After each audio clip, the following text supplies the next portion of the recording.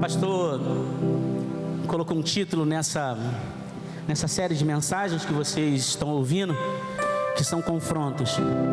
E hoje eu quero falar sobre confrontos existenciais. A gente está debaixo de uma palavra profética. E debaixo dessa palavra profética é muito interessante. E quando o apóstolo libera uma palavra para a gente, o negócio já começa a acontecer de uma maneira que a gente fica assustado. Meu Deus, como é que é esse negócio com ele, Deus, aí que a gente fica assim, abismado, como é que as coisas vão acontecendo, como é que as coisas vão se deslumbrando de uma maneira. E quando ele falou isso, que seria o ano do confronto, eu falei, meu Deus, tem misericórdia na nossa vida, nos ajuda. Mas só que de outra maneira eu falei com Deus, Deus, me transforma através desses confrontos. Irmão, não é fácil viver diante de confrontos, principalmente os confrontos existenciais, não é fácil pra gente. A gente é ser humano, a gente é carne e osso, a gente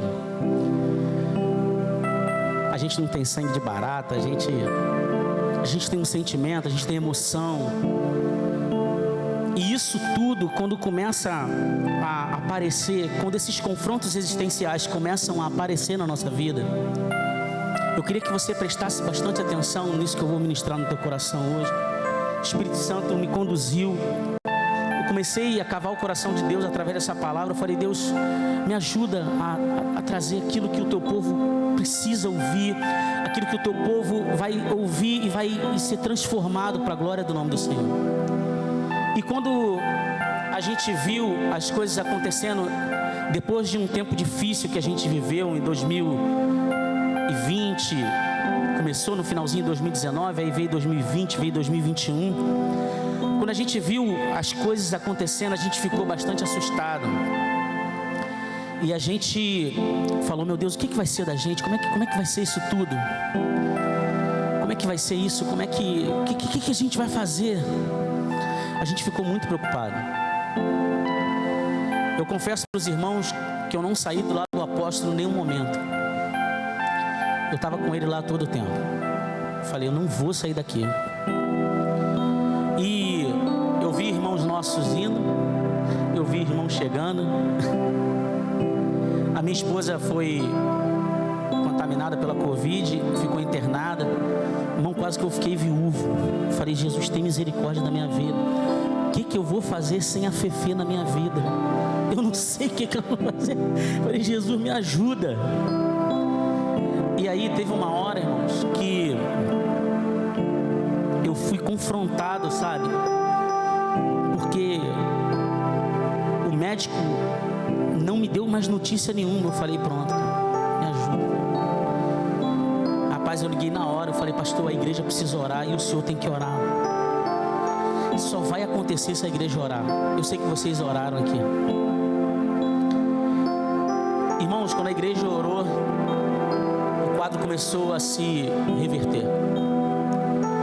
Deus começou a manifestar a cura na vida da Fernanda, que estava com 75% do pulmão tomado pela Covid, internada no CTI, num quadro muito difícil. E aí eu vi e nós vencemos. Quando eu busquei ela no hospital, eu falei, nós vencemos, você é minha, vamos para a tua casa. E daí a gente viveu aquilo e veio um confronto, irmãos, porque você começa a olhar para a realidade que você está e começa a ser confrontado por uma série de coisas, porque você é um ser humano, e você começa a olhar o seguinte, caramba, por que está acontecendo isso comigo? O que eu fiz para isso acontecer? Aonde foi que eu errei nisso aqui? O que aconteceu aqui? O que eu fiz aqui? E você começa a ver que você está colhendo coisas ruins de coisas que você não plantou ruins, e você começa a ser confrontado através dessa realidade. E aí quando passou esse tempo todo, no final de 2021, passei por uma das piores crises que você possa imaginar. Eu sou um microempreendedor e sou eu que faço os letreiros da igreja aí, os letreiros bonitos que você vê das igrejas. Eu tenho o privilégio de fazer de algumas igrejas nossas, quase todas. E ficou difícil, irmão. Eu comecei a ser confrontado, porque a gente não tinha dinheiro para pagar conta, não tinha dinheiro para fazer nada. Eu falei, Senhor, tem misericórdia da nossa vida. E aí você começa a entender que Deus, Ele quer fazer alguma coisa. E quando o apóstolo liberou, é o ano do confronto, eu falei, é isso. Eu estou começando a sofrer uns confrontos existenciais, porque você olha para você e fala, cara, eu não sou nada. E aí, eu, mesmo assim, colei com alguns amigos, meus amigos passando a mesma guerra que eu, irmão. Meus amigos me ligando e falando, irmão, não tem nada aqui, nada. Eu falei, Jesus, tem misericórdia. Eu falei, Senhor, o que está acontecendo? O que Tu quer fazer? E a gente foi confrontado por uma realidade de dizimista, ofertante, de cooperador na casa do Senhor, mesmo assim faltando as coisas. O que está acontecendo? Você imaginou isso? Como é que a cabeça da gente fica? Como é que a sua cabeça deve ter ficado? Você sendo confrontado por uma realidade que não condiz com aquilo que você queria viver, com aquilo que Deus prometeu para você, com aquilo que você recebe uma palavra o tempo todo. Como é que você fica, cara? E a gente, como homem, provedor, né? Cara, a gente fica tenso, a gente fica mal, a gente fala, meu Deus, tem misericórdia da minha vida. Quando eu comecei a sofrer esses confrontos, eu estava sozinho em casa. A Fernanda falou, vou passar 2 dias na minha irmã e vou ficar lá com as crianças e tudo mais. Minha cunhada mora numa comunidade um pouco tenso lá pra gente entrar e sair toda hora, então ela vai sozinha. E eu fiquei sozinho no meu quarto. Falei, Deus, o que eu vou fazer? Me ajuda. Irmãos, eu comecei a entrar dentro de uma realidade. Aí o Espírito Santo começou a falar algumas coisas comigo. Ele começou a me apresentar algumas situações na palavra dele, que começou a mexer comigo. Abre tua Bíblia, Abacuque. Eu estou com o celular aqui porque tem uma cola e eu sou esquecido. Mediante aos confrontos existenciais, irmãos, a gente é confrontado o tempo todo. Não tem jeito, porque você vê acontecendo com você coisas que você não imagina que poderia acontecer com um crente. Você fala, caramba, aqui é uma casa de Deus, aqui é uma família abençoada, por que isso está acontecendo? Por que eu não tenho dinheiro? Por que não tem comida? Por que a luz está atrasada? Por que eu não consigo chegar até a igreja? Por que eu tenho que ficar usando essa máscara? Por que eu não posso ir para a igreja? O que está acontecendo? A igreja é o canal competente para transformar esse bairro. Irmão, eu moro em Jardim América há 42 anos. Quem mora em Jardim América há 42 anos sabe que Jardim América não é mole não, irmão. É uma bênção. Já saí e voltei umas 3, 4 vezes. Não sai desse bairro, irmão. Sou apaixonado por esse bairro. Mas a gente sabe que a gente precisa ser a diferença nesse lugar. E aí quando você vê as igrejas fechadas, você fala, meu Deus, o que está acontecendo, cara? O que é isso? Como é que vai ser isso? E eu fiquei muito tenso. Quando começou a vir as batalhas, eu falei, Senhor, tem misericórdia da minha vida. Porque você olha para você e fala assim, Senhor, e agora? O que vai ser de mim? Olha como eu estou, olha o meu estado.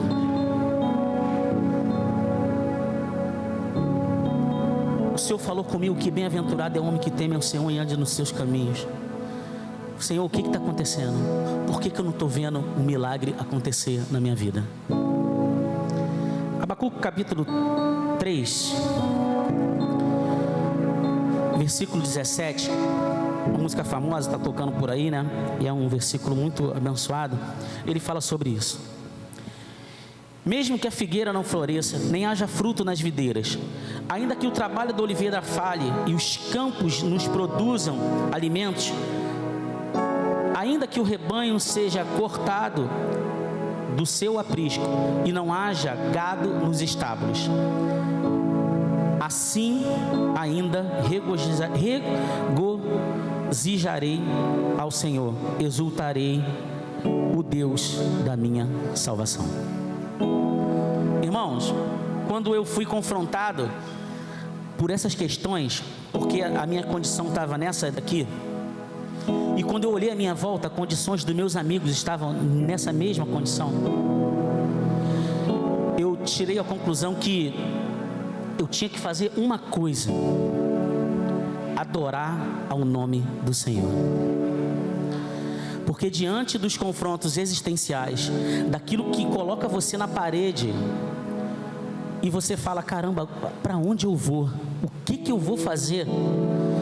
Meu irmão, tu só tem que adorar o Senhor. Eu comecei a exercitar na minha vida, trabalhando, coloco ali a música e vou cantando. Aí eu comecei a, antes de dormir, ter um momento meu assim. Eu e minha esposa, a gente tem um costume de estar orando, de estar junto. É uma coisa que a gente aprendeu no Projeto Vida Nova e a gente pratica até hoje. E a gente, quando ela voltou para casa, eu falei com ela, filha, a gente tem que adorar a Deus o tempo todo, porque as coisas vão acontecer. E quando eu encontrei com meus amigos, eu falo, cara, vai passar, isso vai acabar, isso não é para sempre. Deus vai mudar o quadro dessa história, Deus vai mudar isso. A gente não nasceu para isso, a gente vai prosperar, a gente vai crescer, a gente vai viver um milagre em Deus. Eu falei, Senhor, tem misericórdia da minha vida. E Deus começou, irmãos, a me trazer para uma realidade de adorador. Quando eu fui confrontado na minha condição, Deus começou a falar comigo, começa a adorar, cara. Começa a olhar para aquilo que vai te dar esperança de verdade. Não começa a olhar para aquilo que está te assustando nesse momento, não. Porque a nossa tendência, irmão, preste atenção. A sua tendência, quando está olhando para algo que te assusta, a tua tendência nunca é ter uma saída, achar uma saída. A tua tendência é, na hora, desenvolver o medo. O medo, na hora, chega e o medo paralisa você. Tem pessoas que têm várias reações. O cara olha, corre, ou a pessoa olha e para. Quando corre é porque está desesperado. Os confrontos existenciais, muitas das vezes eles vêm na forma do medo e faz você correr desesperado. E aí tu sabe o que acontece? Quando você corre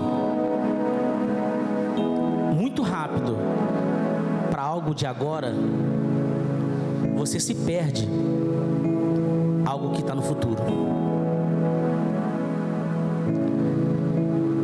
Porque você começa a se precipitar, porque você tem medo da falta. Não, eu tenho que fazer isso aqui, porque senão eu vou ficar, meu irmão, meu misericórdia, como é que minha família vai comer?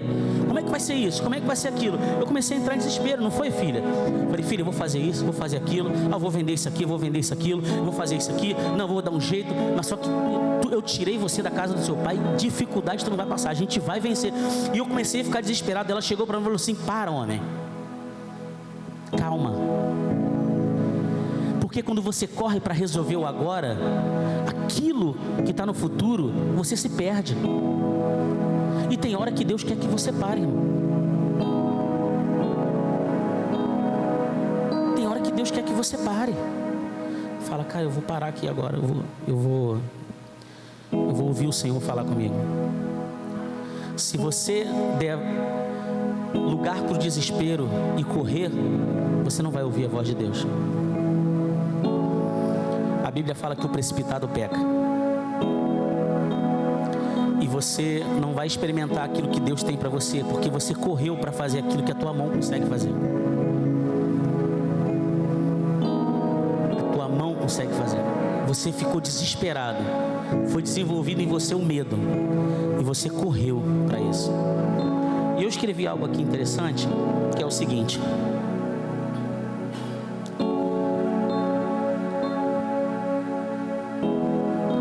O que faz a gente entrar dentro do desespero com as nossas realidades, com aquilo que a gente está vivendo? Primeiro, a realidade do nosso país. A gente vive num país que as coisas não estão fáceis. Amém ou não amém, irmãos? Amém ou não amém? Tirando questões políticas, a gente sabe que as coisas não estão fáceis. gente vive num país extremamente rico, que pessoas vivem como miseráveis, catando osso na rua, no lixo, no frigorífico, para comer osso. Eu sou da época, irmão, que quem comia osso era cachorro. Quem lembra disso? Lembra que a gente fazia angu? Botava um monte de osso da rabada pro cachorro, lembra disso? Eu sou dessa época. E eu vi na televisão um monte de gente catando osso para comer. Eles pegavam o osso e pegavam o estilete e raspavam o restinho das carnes, muitas delas podres, num país extremamente rico. Isso me assustou muito. Outra coisa é o seguinte: quando eu me coloco diante de uma realidade que me assusta, eu não olho para um futuro que pode ser diferente para mim. E quando você tem a presença de Deus, quando você para ouvir o Senhor, quando você não se precipita, quando você não dá voz ao medo, você começa a sentir a presença de Deus, Ele começa a ministrar algo no teu coração. E uma das coisas mais importantes que Ele ministra no teu coração é o seguinte: a realidade do presente não determina o futuro.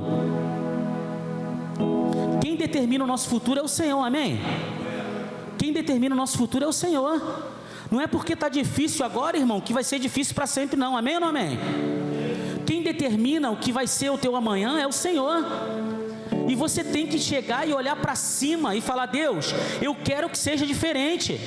Isso está me confrontando, isso está me assustando, isso está me dando medo, eu estou preocupado, eu estou tenso, mas só que eu creio que eu tenho um Deus maravilhoso, que cuida de mim. E tem um futuro brilhante para mim e para minha família. Amém ou não amém? O que Ele precisa? O que Ele precisa para que Ele mude o quadro da realidade presente? Olha que coisa interessante.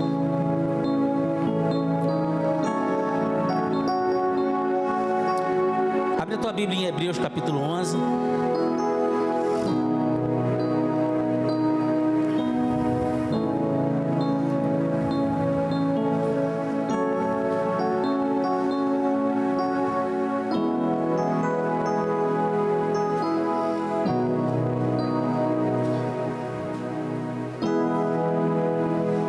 Capítulo 11, versículo 30. Tem muitos versículos aqui que falam a respeito da fé, mas eu escolhi o 30 porque o 30 tem um personagem que me lembra, né? E vamos lá. Pela fé, os muros de Jericó caíram após serem rodeados durante 7 dias. Irmãos, numa realidade presente, o exército tinha como derrubar o muro de Jericó? Naquele tempo, eles tinham como resolver isso. Eles tinham como tomar Jericó. Até hoje, Jericó é uma potência no mundo inteiro. Eles tinham como fazer isso. Sabe por que eles fizeram isso? Porque eles tiveram fé. Deus só precisa que você tenha fé. Ele não precisa de mais nada. Ele só precisa que você tenha fé. E para você ter fé, você tem que se posicionar contra o medo, contra a realidade. Você tem que vencer os confrontos existenciais que estão te assolando, que estão te preocupando, que estão te colocando na parede, e desenvolver fé na tua vida. Amém ou não há fé? Amém. Se você tiver fé, a realidade muda. Se você tiver fé, você consegue tirar esse quadro caótico e colocar um quadro totalmente diferente. Você precisa fazer isso. Como que eu vou fazer isso? Irmão, se você não parar para ouvir a voz do Senhor, se você não parar para ler a Bíblia, para orar, você não vai conseguir desenvolver fé na sua vida.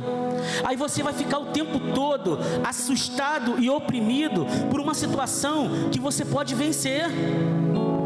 É como um gigante de 2 metros morrendo afogado numa piscina de criança. O desespero bate e não consegue ter noção de que não tem perigo. O Senhor é poderoso, o Senhor pode fazer algo, o Senhor está do seu lado, o Senhor dos exércitos está na nossa frente, e Ele pode te ajudar a vencer isso. Ele pode te ajudar a mudar esse quadro. Mas você tem que ter algo na sua mão, que é a fé. Porque sem a fé, irmãos, você não vai conseguir conquistar nada. Você vai trabalhar com as suas próprias mãos. você vai se esforçar, você vai cansar, você vai suar, você vai se machucar, você vai ficar fadigado, mas só que você não vai ver o resultado das coisas, porque as suas próprias mãos não são capazes de fazer aquilo que o Deus poderoso é capaz de fazer, irmão. Não adianta você querer buscar uma ideia mirabolante para fazer aquilo que só Deus pode fazer.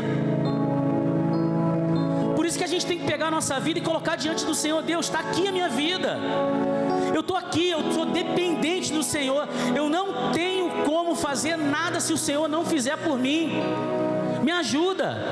Quando eu estava vindo para cá, eu falei com a minha esposa, minha esposa, Deus tem misericórdia da minha vida, Deus tem misericórdia da minha vida, me ajuda, Senhor. E muitas das vezes, para a gente desenvolver essa fé, a gente precisa de uma ferramenta espetacular. E essa ferramenta é a esperança. Irmão, se você não tiver esperança, acaba tudo. Quer ver? Eu busquei uns significados legais aqui. O significado da palavra esperança é o seguinte: sentimento de quem vê como possível a realização daquilo que deseja, confiança em coisa boa, fé. A esperança é como uma faísca que joga em uma folha seca. Você está entendendo? Se você não tiver esperança naquilo que você quer para a sua vida e naquilo que Deus pode fazer para você, irmãos, você vai morrer no meio do caminho, porque você vai estar nadando para morrer na praia. Não tem como Deus trabalhar na sua vida, Deus mudar o quadro da sua vida, se você não desenvolver a esperança. Não existe a possibilidade disso acontecer. Não existe um caminho se você não tiver fé e nem esperança. Eu queria ler uma palavra aqui para você. Uma frase que Martin Luther King falou. Eu anotei isso aqui que eu achei interessante quando eu estava estudando. Na montanha de dificuldades, saque um cascalho de esperança. Com um cascalho de esperança você pode mudar um quadro. Um cascalho de esperança. Como é que eu vou ter esperança? O Senhor. É só nele, irmão. Não tem nenhum outro jeito que você possa ter esperança se não for no Senhor. Não vai ter como você ver o futuro acontecendo de uma maneira brilhante na sua vida, transformadora, se não for através da esperança. Se você não gerar esperança no teu coração, as coisas vão continuar como elas estão. E a tendência é você se desesperar cada vez mais. A tendência é você se desesperar cada vez mais. Porque o nosso sentimento, ele vai começando a desenvolver o medo. E o medo começa a desenvolver o desespero. E o desespero começa a desenvolver fraqueza. Você vai ficando mal. Você vai ficando derrotado. Você não consegue levantar. Tem gente, irmão, que tem tanta falta de esperança que ela não levanta da cama. Ela não consegue levantar da cama, porque Satanás, ela oprime essa pessoa até matar essa pessoa. Só que nós não estamos nesse quadro, amém? A nossa esperança está no Senhor, amém ou não amém? O Deus poderoso está aqui nesse lugar e vai fazer com que você viva isso, a esperança do Senhor. Ela vai fazer algo na tua vida. Olha, você vai ser transformado, você vai ser acendido, você vai ser aceso, você vai ser incendiado pela esperança, para você ver que Deus é poderoso para fazer infinitamente mais, além daquilo que você pede ou que você pensa. Deus é poderoso para fazer coisas que você nunca imaginou. Ele é poderoso para tocar em áreas na sua vida, na sua família, que você nunca imaginou que alguém poderia tocar. Você nunca imaginou que poderia ser resolvido. Papéis, documentos, Ele é capaz de fazer isso, irmão. Ele é poderoso. Olha, eu creio num Deus que é poderoso para fazer coisas espetaculares na nossa vida. E você precisa ter fé e esperança para isso. Por mais que a realidade não esteja te demonstrando aquilo que você quer que seja, aquilo que você quer que aconteça. De repente, você pode estar num quadro que fala: cara, não tem mais jeito, não tem como mais acontecer nada que possa mudar, não tem como acontecer. Sabe, Joab, quando você está numa saída, sem saída, e fala: cara, não tem como, não vai ter como, não vai ter jeito, não vai ter nenhuma outra saída. Se você tiver esperança e fé no Senhor, Ele pode criar um caminho, Ele pode fazer um caminho, Ele pode mudar as circunstâncias da noite para o dia. Você pode chegar em casa e tudo está mudado. Eu creio nele, eu creio no Senhor. Amém?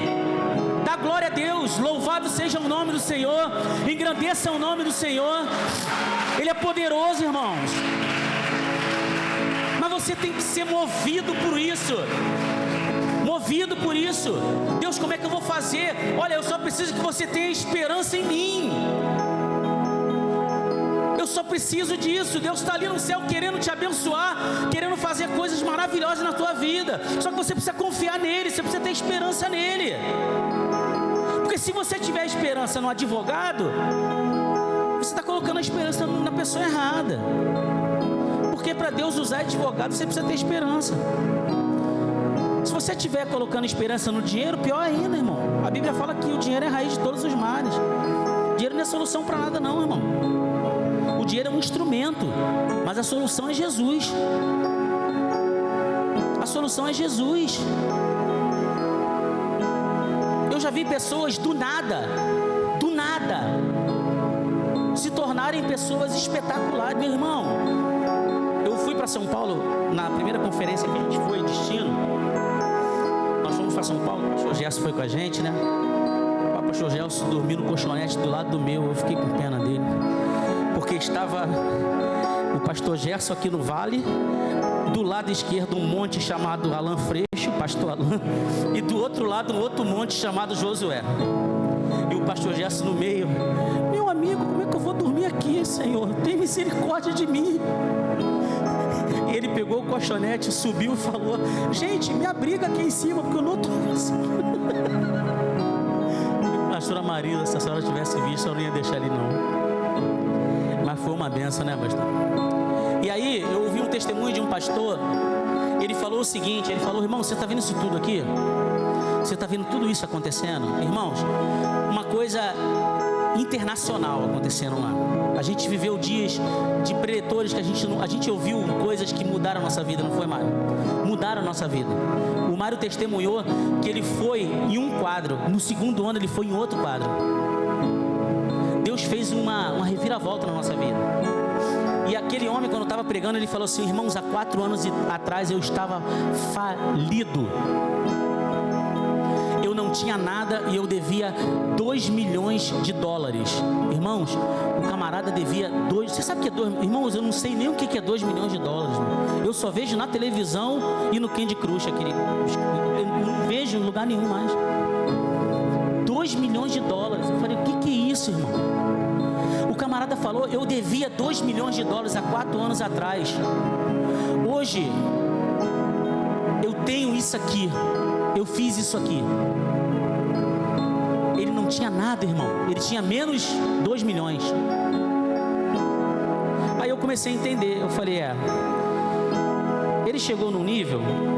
Continua aí em Hebreus e vamos ver o versículo 2.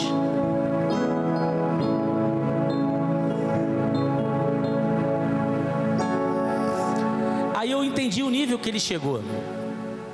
Porque aí eu comecei a olhar e lembrar de algumas pessoas que me cercam, que estão bem pertinho de mim. E teve um dia que eu estava conversando com o nosso apóstolo, a gente estava sentado numa mesa conversando, e eu falei para ele: pastor, como é que o senhor conseguiu fazer isso tudo? Ele falou: meu irmão, eu só tive vontade, fé e esperança, e trabalhei muito. Irmãos, assim, você chegar nesse nível de não ter nada e fazer com que nada se transforme em tudo, é muito a mão de Deus. E Ele é especialista em fazer isso. Abre a tua Bíblia aí, tu já abriu, né? Em Hebreus capítulo 11, versículo 3, diz o seguinte: através da fé, entendemos que os mundos foram moldados pela palavra de Deus. Através de quê? Através de quê? Os mundos foram moldados através da palavra de Deus, de modo que as coisas que são vistas não foram feitas das coisas que aparecem. Você sabe o que é isso, irmão? Deus criou tudo do nada. Então, quando eu vejo essas pessoas com esses testemunhos, a gente viu diversas pessoas assim. O senhor lembra do pastor Cash Luna, outros pastores, o pastor Toniel Fonte, que foi lá na nossa igreja? O camarada estava falido, irmão, falido. Hoje ele tem uma igreja de 30 mil pessoas, 30 mil membros, falido. Do nada Deus colocou ele sobre muito. E detalhe, depois que ele construiu a igreja, que tinha 5 mil membros, veio um furacão e derrubou tudo. O senhor lembra disso? E do nada Deus fez tudo de novo. Então, quando eu vejo que para eu alcançar e viver esse nível que está derrubando os confrontos, que está derrubando a realidade existencial que eu vivo hoje, de dificuldade, de um país praticamente falido, de uma realidade violenta, de coisas que a gente vê que a gente fica desesperado. Eu preciso me relacionar com esse Deus que através do nada faz tudo.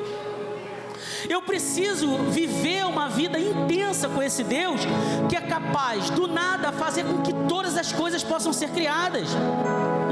E às vezes, cara, é muito tenso, porque você vê que você bota a mão no bolso e cadê? Não tem nada. E cadê? Deixa eu ver a conta. Espera aí que eu vou ver o cheque especial. E tá menos. Meu irmão,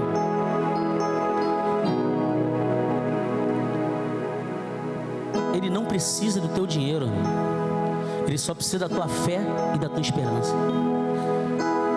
Ele só precisa que você seja aceso. Meu irmão, seja incendiado pela fé nessa noite. Pratique uma fé que você nunca praticou na sua vida, que você vai ver que o nada que você tem vai se transformar em tudo. Deus é capaz de fazer tudo na sua vida.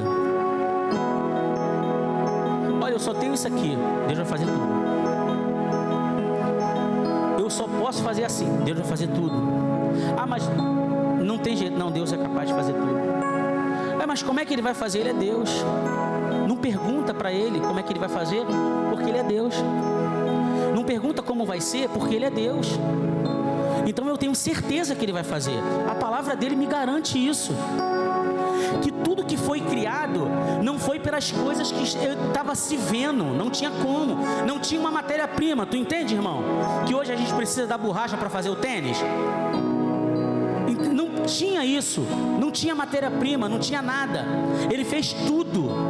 Sabe por quê? Porque Ele é Deus. Então, quando você se relaciona com esse Deus, quando você entra num nível intenso de relacionamento com esse Deus, você começa a ver isso. Deus, você é capaz de mudar sim. Você começa a olhar para a situação dentro da tua casa e falar, não, vai mudar sim. Você começa a olhar para a tua situação, não, Deus vai mudar sim. Você olha para a tua saúde, Deus vai mudar sim. Ele é poderoso sim, Ele vai mudar sim. Ele vai mudar o quadro sim, Ele pode fazer, irmãos. Mas para isso você tem que, irmãos, é algo que não tem como você dimensionar como ser humano. É sobrenatural. Queria que o Ministério de Música subisse aqui para me ajudar.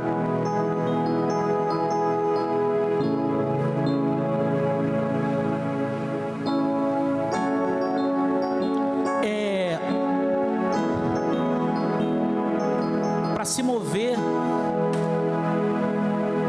para caminhar no sobrenatural, é preciso abrir mão do natural.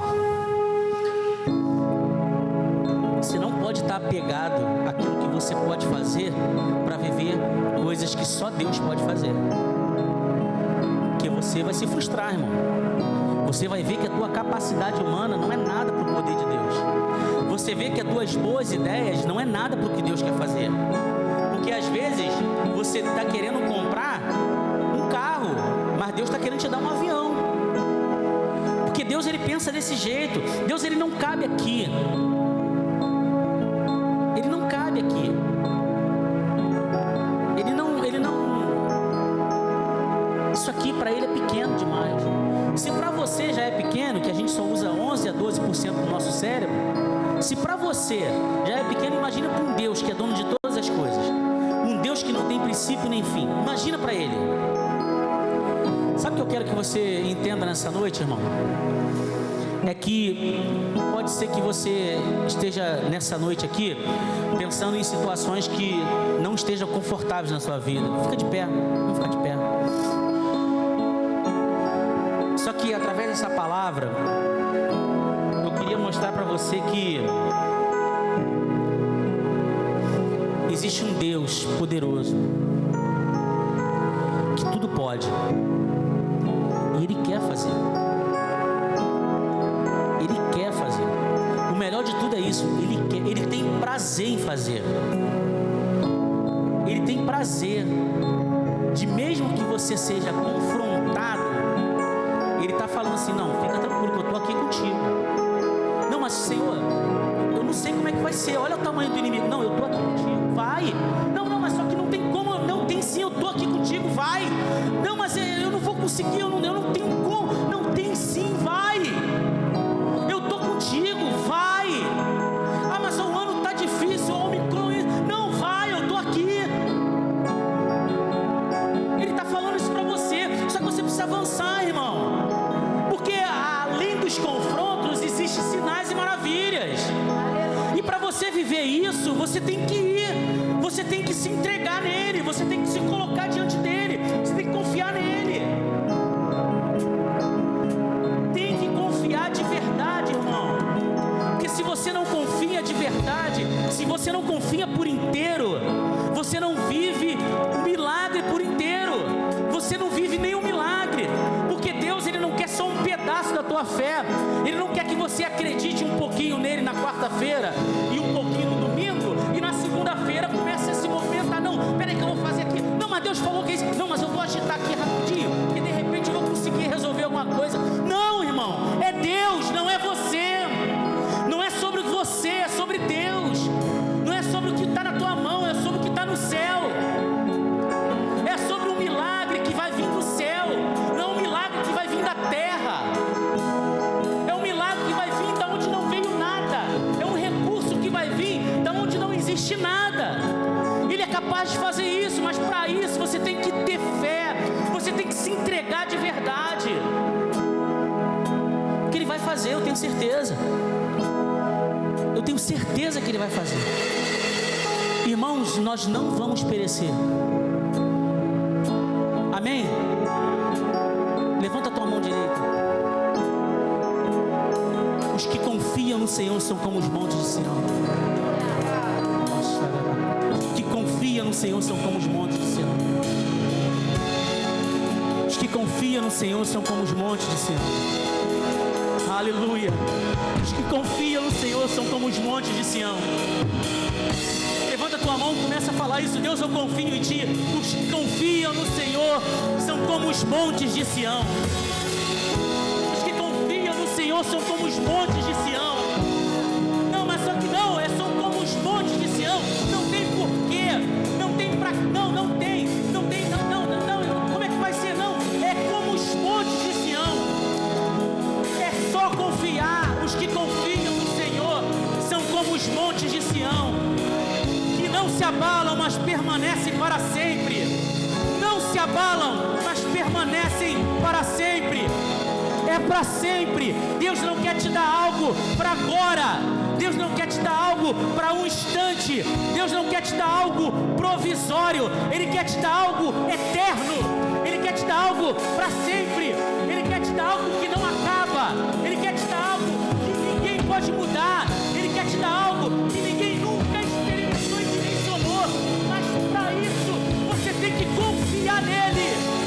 Você tem que entender que fazer você vencer os confrontos de uma realidade caótica. Ele te coloca diante de um futuro brilhante, em nome de Jesus.